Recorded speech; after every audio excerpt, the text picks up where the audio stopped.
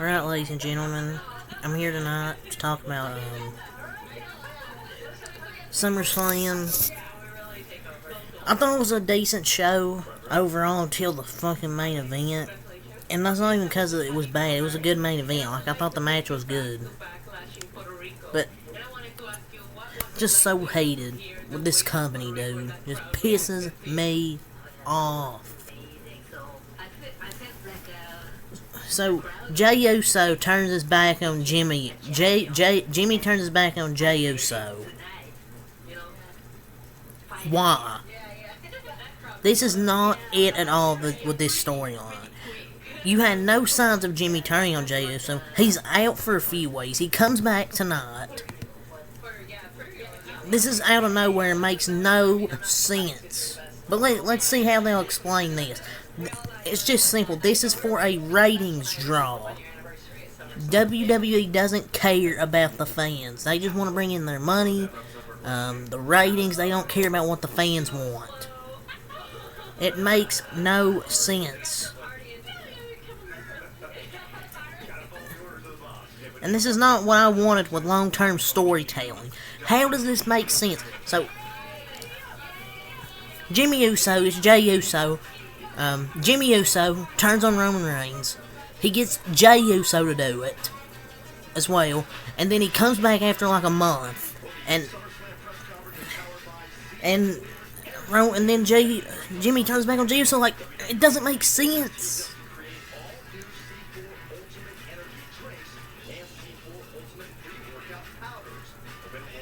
Jimmy turned on Roman Reigns for Jey just for him to turn heel again. It's like everything from Night of Champions was just pointless. It's like everything was just pointless. I'm literally just sitting here confused. Oh, jealousy. Don't give me that shit, man. Shit sucks, man. No Randy Orton tonight. This shit sucked. This made no sense. Did it feel like a long time coming? Because the WWE universe felt like it was a long time coming. You could look at it that way. Man. Every time Roman Reigns retains the same way, the bloodline helps. He's about to get beat. The bloodline interferes. It's lame. I'm just tired of it. I mean, I knew Roman was going to win because Cody's going to beat him. But having Jimmy turn heel on him is probably the most nonsense shit they could have done. And they can make the story about jealousy.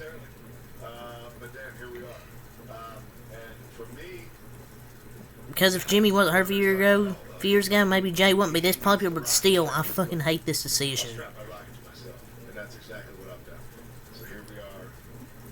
I know Triple H loves his long-term storytelling. Man, this wasn't the way this was 3 years ago. It needs to end soon. Maybe Payback, he loses. If not, WrestleMania 40. If Roman holds this title past WrestleMania 40, I'm not watching this shit anymore. Night of Champions is basically pointless now. Story-wise, it's made no sense. I mean, I know they want to have they said in each interview their dream is to have a WrestleMania match against each other. But this storyline's now going backwards. WWE is just doing this for surprise at this point. Because this shit makes no sense. I'm sorry. I fucking hate this company, man. Just... This is like WCW 2000. This is like WCW 2000 level booking, man. This is like 2000 WCW booking, just straight trash. And this is how you destroy the storyline of the century in 2 minutes, or within a minute. Just whatever. But yeah, I want to get my 5-minute rant out of the way. way. Like, I'm just sorry. Explain me how this makes sense besides jealousy. It's just no point.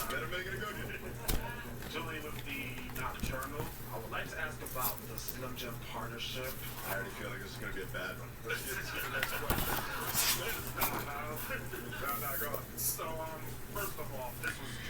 But yeah, whatever. I just want to get that little rant out of the way. Well, it's over the show. So they actually won the match. They sent me through time, filmed the commercial. But yeah, let's get to it. Logan Paul and Ricochet. They start off the show in an insane banger match. A banger. But yeah, let's get to it here. Then I need to be the guy representing WWE, and I need to be the top guy in that match. And so once I knew, that gave me extra motivation to go out there and do what I did. Okay. We got another one. One more, last one. What's going on with Deshaun Whipple from Urban 95? There he is. You better slow down while it happens. I got it. Use your inside voice. I'll put you outside. But let's just get to this. Logan Paul and Ricochet. Like, you know, they say how wrestling's an art form. Like, if you don't have the right dance partner, it doesn't work. But Logan Paul just gave Ricochet, in my opinion, with the best match of his career so far, easily. And Logan Paul's easily become one of the best parts of every WWE Premium Live event he's a part of. He just puts on banger matches. Every Premium Live event he's been on, he's put on a good match. And Ricochet loses, but even in defeat, because Logan Paul got some brass knuckles from somebody, I don't know who it was. So that tells me they're probably gonna have another match at Payback to Ricochet to even it up at 1. But I think Ricochet was made. He set the tone for tonight. I hope WWE has some serious plans for him after tonight, because I think he's more than earned it. It's a phenomenal match. Logan Paul's incredible, and they still have good chemistry. And Logan Paul had to get a win because he's lost all his big matches, so he had to get one here. And it was easy too because he's a heel. He could cheat. Great of a match. Logan Paul's probably the best in-ring celebrity probably to perform in WWE. And they gave Logan Paul with Ricochet to work with, and he exceeded expectations. Next. But yeah, Logan Paul won. Next, Cody Rhodes versus Brock Lesnar. If this didn't go 4 months without explanation, and we got one match out of both Cody and Lesnar, and tonight was all we got, I would have been a little more understanding. But they clearly saved their base for last, and they're great, and they're amazing storytellers. This was easily, by far, the best match of the three. And they made what everyone thought needed a stipulation. This match didn't need one. And with that said, Cody wins. And I'm glad it's over. I'm just very curious to see where we go with Cody Rhodes for the remainder of the year until we get to towards WrestleMania time to where he feuds with Roman again.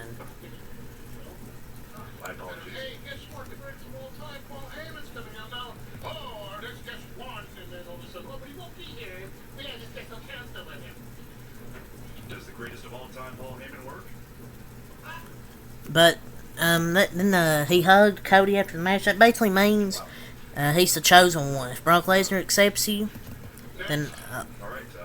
Mr. Heyman is here. But yeah, I think all the storyline's over. Phil Pritchard from WrestleZone.com. So the question is, how am I doing? It's actually, I think, a simple question. What inning are we in? Bottom of the third. I mean. SummerSlam Battle Royal. LA Knight gets the win. LA Knight wins the Slim Jim Battle Royal. At the start, hopefully there's more for that. There's more to that for him creatively. And of course, you know who Vince bring into this match to dominate most of it? Omos. Yes, the Homo sapiens rise. But what does an LA Knight exactly win here? A lifetime supply of Slim Jims? A Slim Jim commercial?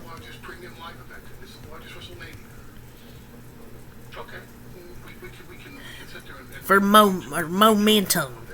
WWE still don't give a fuck about LA Knight until I'm proven otherwise. They gave him a worthless battle royal win to shut the fans up. Will they push him further? Who knows right now. Like, I'm really glad he won the battle royal, because if not, I would be more pissed.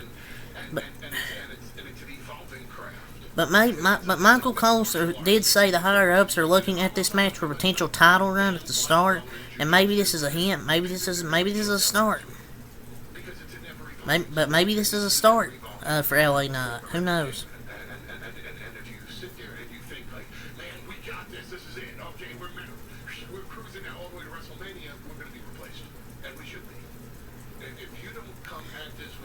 Shayna Baszler vs. Ronda Rousey. Shit sucked.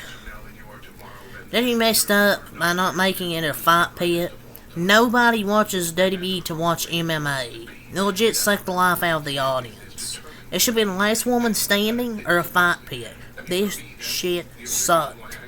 I understood the concept, but it didn't click. Disappointing. But thank God, Ronda Rousey's off our TVs. Disaster. Drew McIntyre versus Gunther, and Gunther retains the championship over Drew McIntyre. I'm not sure I should be surprised, if I should be surprised or not. No reason for a rematch now. One clean. Like I said, let's build Chad Gable up. He's the one. Imagine him in a solid program ending the reign.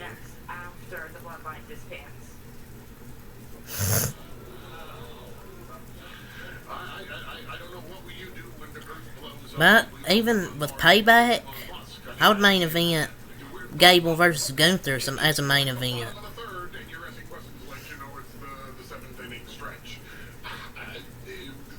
This man is legitimately the best thing outside of probably Roman Reigns and their entire company. Seth Rollins versus Finn Balor for the World Heavyweight title. Seth Rollins will win. I think this is their best match they've had together. WWE played it perfectly, painting it to go either way. It looked like Priest tried to help Balor, but at the same time, he could have done what he did on purpose, see him lose, because he threw the briefcase into the ring. Seth Rollins hit the stomp on the briefcase. And that curb stomp on the briefcase was picture perfect. There were so many near falls. Just what a match. Next, the women's title, Asuka versus Bianca versus Charlotte in a triple threat. Bianca Belair won. It was a very average match. The women's match didn't really do nothing for me. The crowd didn't seem to care much either. I mean, the match is fine. And one more question for Mr. Heyman. Like, I was on Twitter for like 90% of this match. I was just hoping for it to get over. Bianca won, which now, Asuka deserves so much better. But at least Io Sky won. I knew Io Sky was probably going to cash in after Bianca was holding her knee. Best part of the whole pay-per-view was Io Sky winning the championship. Nobody deserves it more than Io Sky. And I'm not even going to really go over Roman Reigns and Jey Uso, because I kind of had like a 5-minute rant at the start. It took up 5 minutes of the first 5 minutes. Yeah, like I said, I don't understand what WWE's thinking with the storyline. You're breaking up another tag team as well. You're taking another tag team out of the division. It feels like WWE's just doing this for just for I don't even know, ratings, I guess. I mean, it wasn't a bad show. It really wasn't. I mean, people think maybe I'm negative with no context. I just thought it was an underwhelming show for a SummerSlam. Like, I think Balor, Rollins, Cody, Brock, and Logan Paul, Ricochet, they all delivered huge. And cashing in was the highlight of the show for me. Other than that, I found myself unimpressed with everything else. And people say, oh, this is the best SummerSlam ever. Give me a break. But yeah, I'll give it like a 7 out of 10, I guess. 3 out of 10 with the finish of the show, but whatever. Yeah, I'm just underwhelmed. But yeah, until next time, I have a lot. Peace.